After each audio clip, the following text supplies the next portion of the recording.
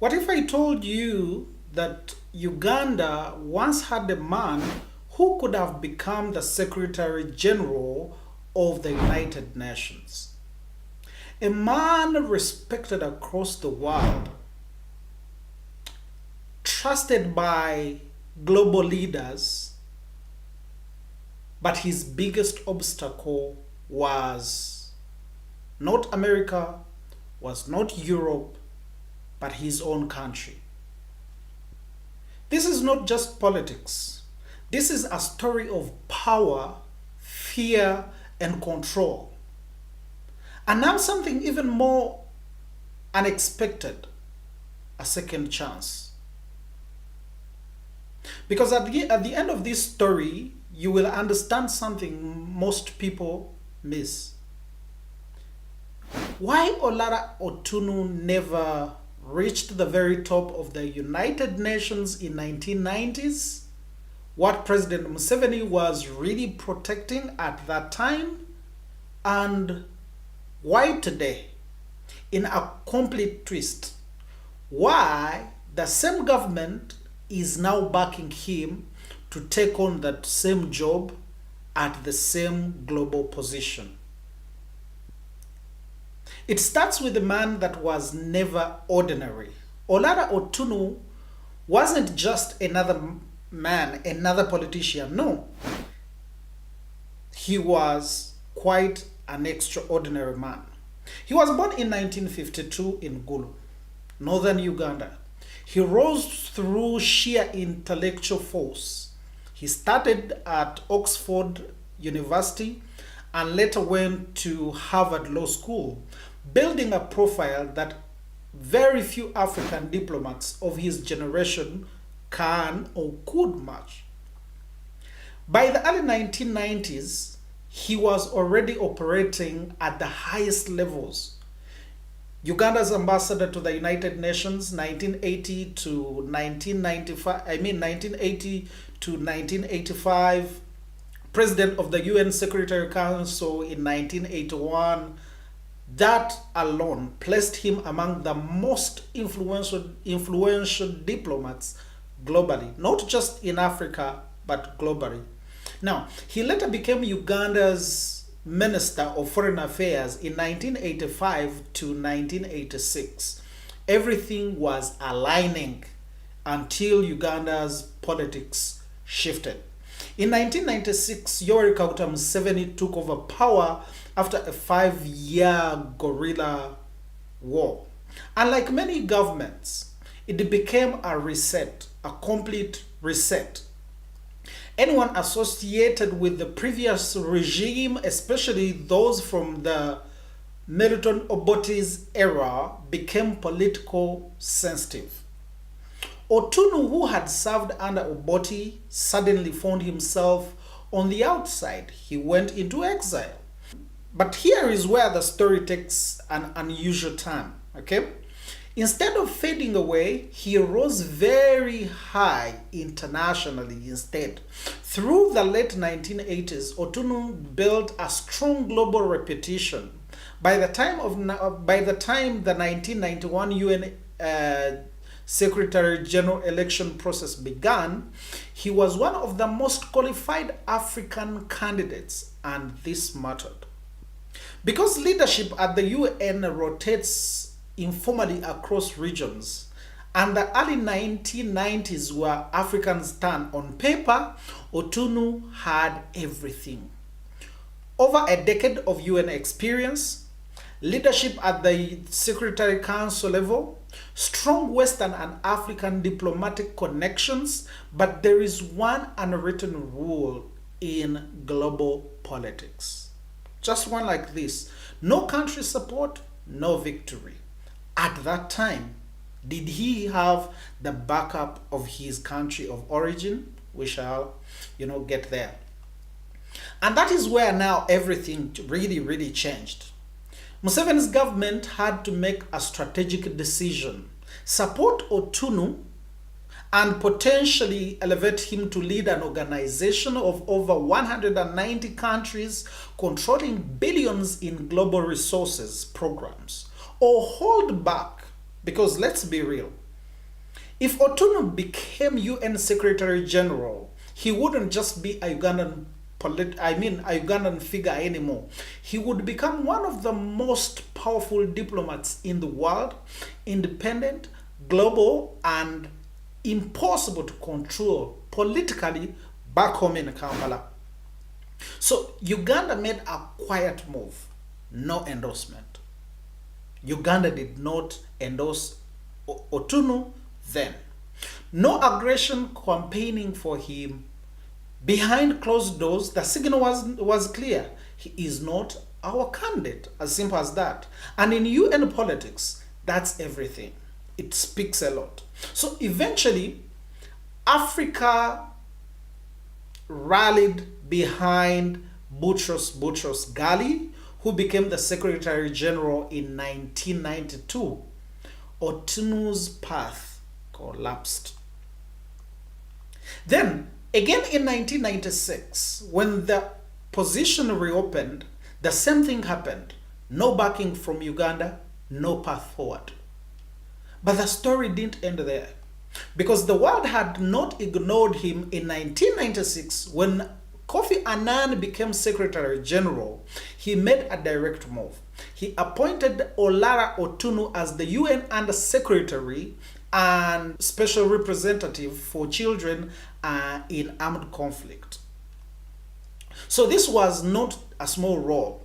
OTUNU led global efforts affecting over 300,000 children soldiers worldwide, estimated at that time.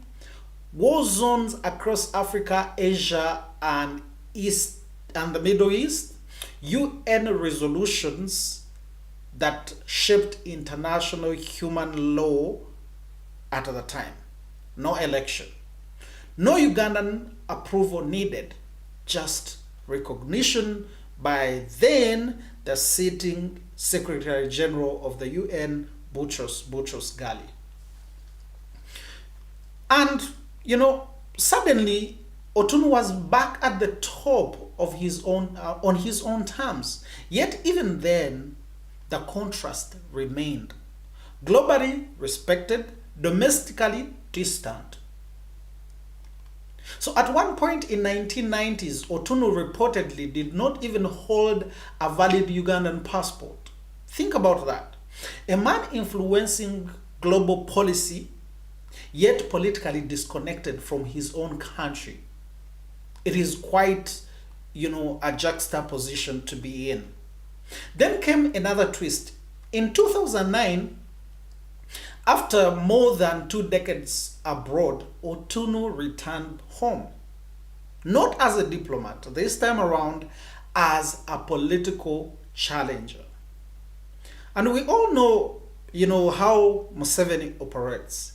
He does not undermine his opponent. Keep that in mind. So he became the president of the Uganda People's Congress, UPC, and ran against Museveni in 2011. Now, the rivalry was no longer quiet. It was direct, visible, and personal, if you may say. So, for years, that seemed like the final chapter, a story of missed opportunity, political rivalry, and global success without national backing. But now, everything has changed. Today, in a stunning reversal, the Ugandan government has reportedly endorsed Olara OTUNU for the position of the UN Secretary General. What a turnover of events.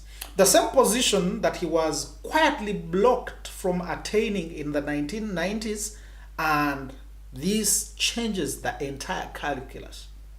Because now the question is no longer, why was he blocked?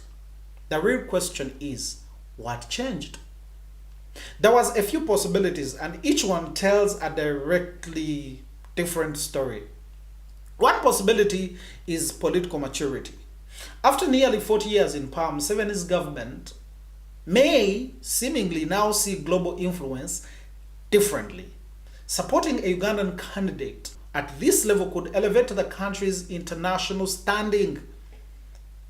Another possibility could be strategic alignment. OTUNU today is not the same figure that he was in 1990s. Time changes, relationships do, political rivalries soften, interests evolve. So that could as well be the scenario. And then there is the most interesting possibility of all. An understanding,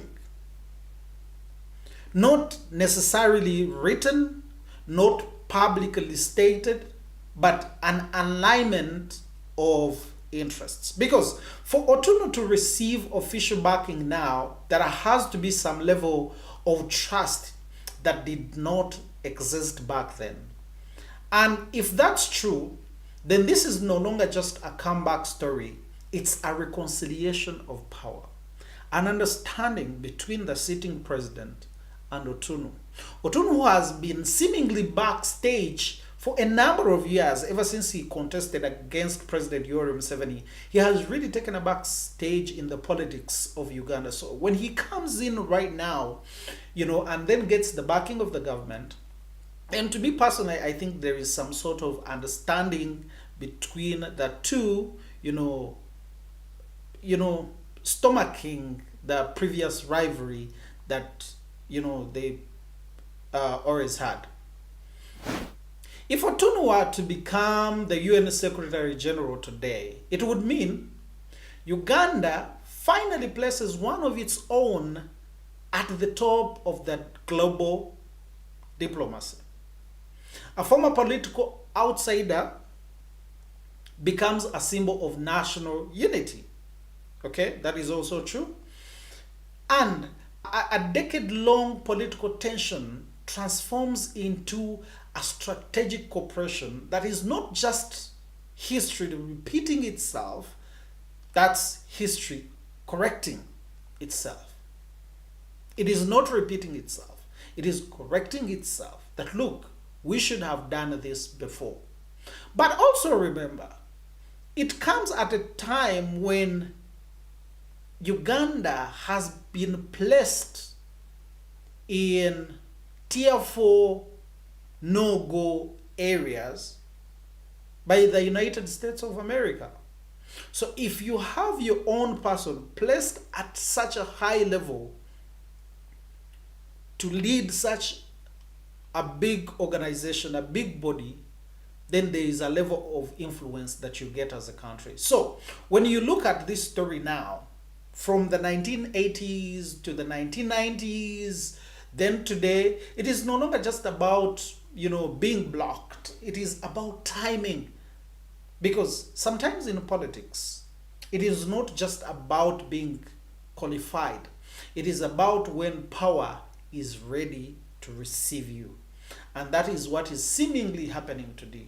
And maybe, just maybe, the time is now for these people to work together to elevate the country.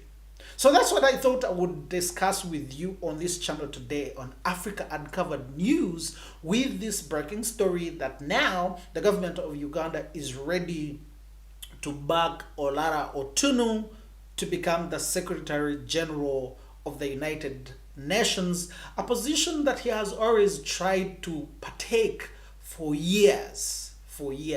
Now, he is not far away from it, because when you look at the kind of influence and intellect that he has, possibly he's one of the most suitable candidates in the entire race. So as Ugandans, we want to, give him all the backing that we can, support him so that he can elevate the country to, such a significant position. So what do you think about this story? Go down to our comments section. Tell us really what you think about this story, that once rivals are now working hand in hand to elevate the country in President Yoweri Museveni and Olara OTUNU. Not rivalry in the sense of what you're saying, no. An undertone of rivalry was really there. Political fear. How, what if There were what ifs back then. What if we support this person and he becomes, salt in the wound, if I may say? What if we support him and he becomes a rival politician? Maybe the timing then was not right, but the timing now seems to be right. So go down to the comment section and tell us what you think. But above all, subscribe to this channel. Like, share, and always subscribe. Tell a friend to tell a friend that Africa Uncovered News brings you interesting pieces. Otherwise, from me to you, I am TJ and I want to say ciao.